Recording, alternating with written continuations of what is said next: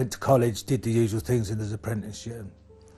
And I was an apprentice pipe fitter welder. We had lots of regular jobs we had to do, which continually exposed you to asbestos, particularly on heating systems, which is the boiler house where the boilers were.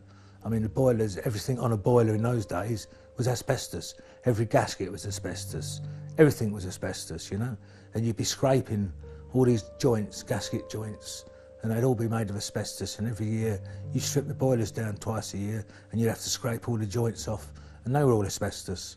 Other people were in the area when you're doing it as well. So it's just not you getting contaminated. Everybody else around you is getting contaminated while you're doing all this work, yeah.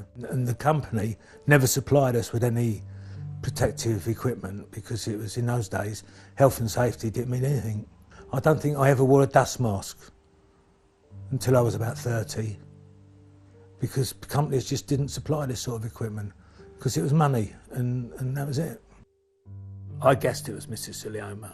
I've always known that it could happen because of the asbestos I've worked with. My oncologist, about 4 or 5 weeks ago, he said to me, I was just about to have some chemotherapy, and he took me up to his office. He said, we're not going to do the chemo today. I went, righto. So he said to me, I'd like to tell you, I don't think you're going to make Christmas. I said, sorry? He said, I don't think you're going to make Christmas.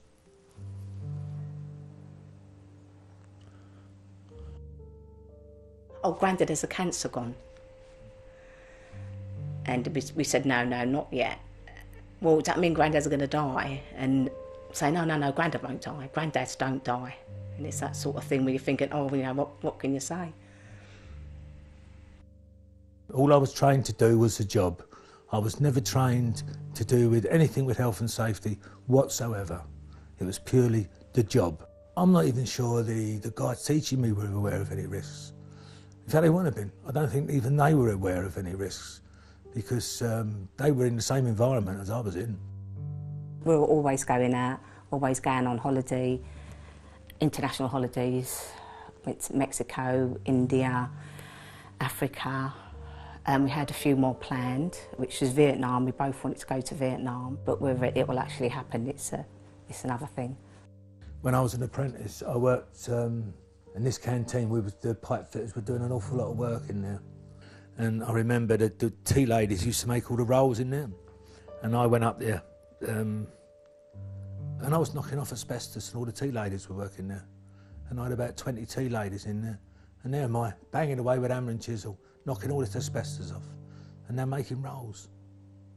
And all this dust and all these women.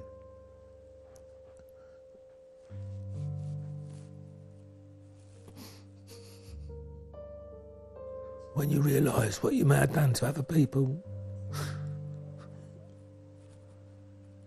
it's so sad.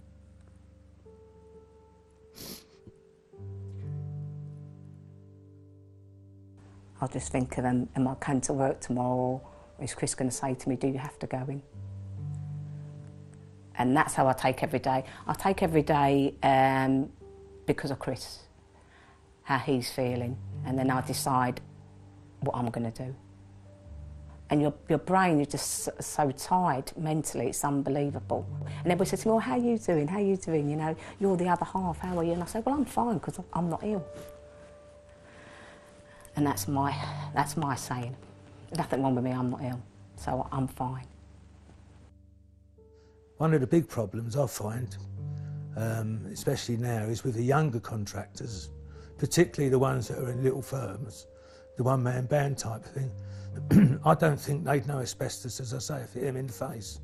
And I think they'd just carry on working with it. They just wouldn't know because they're not getting trained. I think it's disgusting that there are people still being exposed to this material.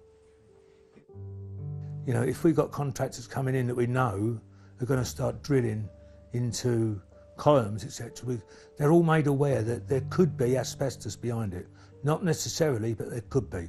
If they ever go into a building that they're unfamiliar with, and they don't know that that isn't asbestos. If they come across something like that, they treat it as asbestos and they go and report it to somebody. And if that person says, no, we know about it, it's in our register, it isn't asbestos, then carry on. We don't laugh like we used to. And I say to everybody, that's what I miss, the laughing. Because we feel now there's nothing to laugh about. You may be 17, you may be 18, but you're not immortal. And what you do today may have terrible consequences 30 years down the road. And if you want to die of a disease that's not the most pleasant disease in the world to die of, then you carry on as you are. But if you want to live longer than that and not die of this disease, then you take in all the information about it that you're given and take it in seriously. Because the only way you can get this disease is through asbestos.